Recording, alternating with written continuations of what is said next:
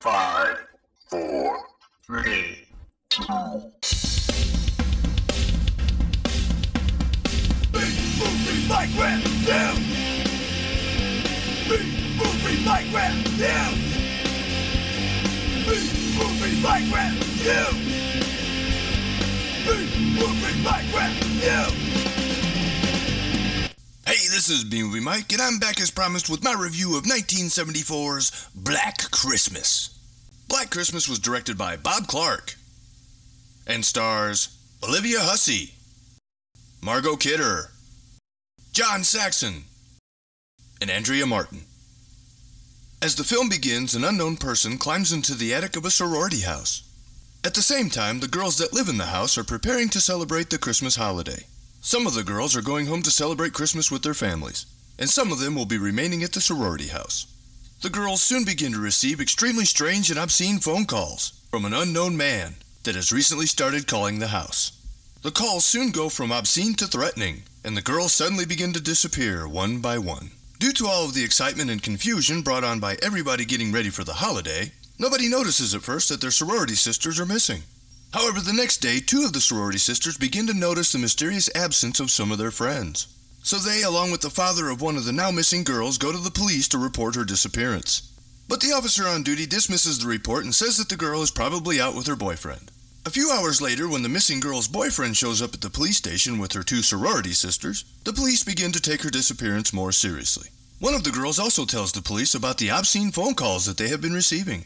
So the lieutenant in charge decides to have the phone company put a trace on the sorority house phone line. During this time, one of the girls named Jess has been fighting with her boyfriend over the fact that she is pregnant and wants to have an abortion. So this naturally makes him a person of interest for the police. As the film nears its conclusion, the phone company discovers that the obscene phone calls have been originating from inside the sorority house, on the house mother's private line. Jess's boyfriend shows up at the house to try and talk Jess into keeping the baby, but by now she's been convinced by the police that he is the killer and beats him to death with a fire poker. The police soon arrive and conclude that Jess's boyfriend had to have been the killer, and consider the case closed. At the suggestion of the police, Jess, who is now exhausted by the ordeal, decides to go to bed and try to get some rest. As the police pull away from the sorority house, the phone inside of the house rings and the screen fades to black. Bob Clark did an excellent job directing this film, but that shouldn't come as a surprise considering he's a very talented and versatile director. I say versatile because, as you probably already know, he also directed 1980's Porky's and 1983's A Christmas Story. The cinematography is amazing in this film, and considering that this film was shot before Panaglide was even invented, you really gotta give it up to the camera crew for pulling off some really amazing shots. Normally when I do a review, the one thing I usually complain about is the script, but I'm not gonna do that this time because the script for this film is actually really good. Some people have a problem with the fact that the killer is never identified or caught. But in my opinion, this approach adds some very welcome tension and suspense to the story. All of the actors do a great job of bringing their characters to life and making them feel like real people. And when you add all that up with some amazing lighting, set design, and atmosphere, you've got yourself one of the best Christmas-themed horror films ever made. As you can probably tell, I really like this movie. I will admit that for a slasher film, it's really light on the nudity and gore. But the great characters, good story, and amazing atmosphere more than make up for it. After all, this is the film that officially influenced Halloween and When a Stranger Calls. So what else do you need to know about it? Well, as far as I'm concerned, the only thing you really need to know is that Black Christmas is the best Christmas-themed horror film ever made. And I highly recommend that you check it out. And now, also as promised, here is my review of the 2006 remake of Black Christmas. The remake of Black Christmas was released in 2006 and directed by Glenn Morgan. And stars Katie Cassidy, Michelle Trachtenberg, Mary Elizabeth Winstead, Kristen Cloak, and Andrea Martin. This is going to be a very brief review.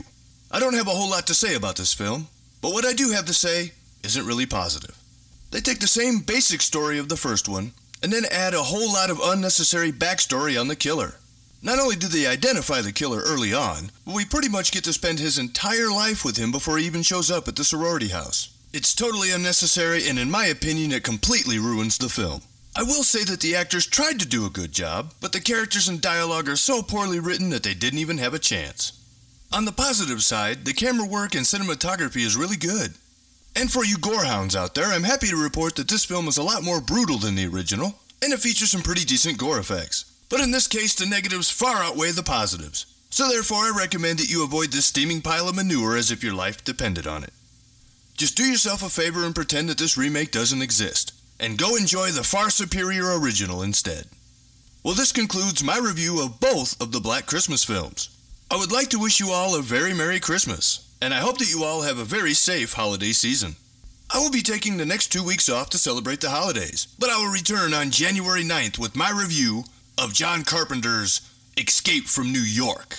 Until then, please check out all the awesome YouTube channels located in my More Channels of Movie Madness section. I also invite you to check out The Sausage Factory. Our next live show will be on Thursday, January 9th at 8 p.m. Eastern Standard Time, live on the Sausage Factory YouTube channel. Well, that's all I got for you in this video. If you like what you see, please sub my channel, friend me on Facebook, or follow me on Twitter. See you later, and thanks for watching.